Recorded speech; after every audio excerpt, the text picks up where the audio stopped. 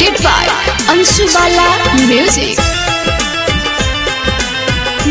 by Vinay Sharma DJ Chandan Salha। धड़के ऊपरे नामवा से दिलवा माई रे, धड़के ऊपरे नामवा से दिलवा माई रे।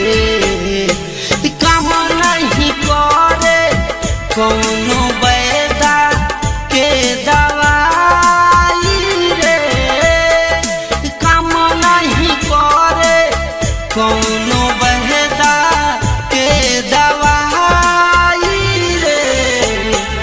धड़के करे नामवा से दिलवा माई रे, धड़के करे।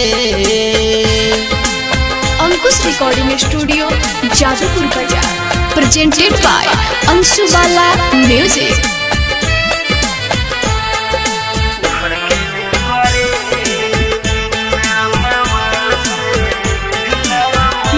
by Vinay Sharma DJ Chandan Salha।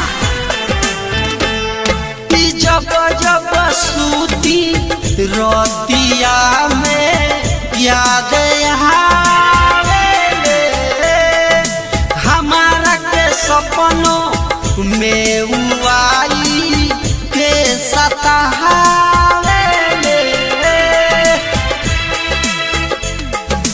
जब जब सूती रोतिया में याद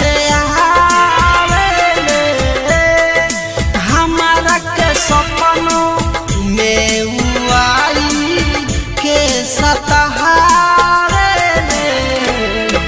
यो समन करे की जहरिया हम खाई रे। धड़के ऊपरे नामवा से दिलवा माई रे।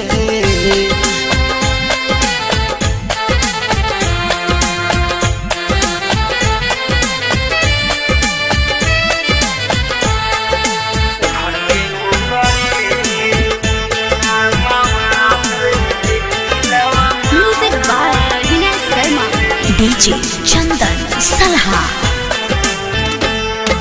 लैला मजनू के जैसे रहे प्यार चल रे, दुर्ग से दरदी प्यार के डोरी अब कटल रे।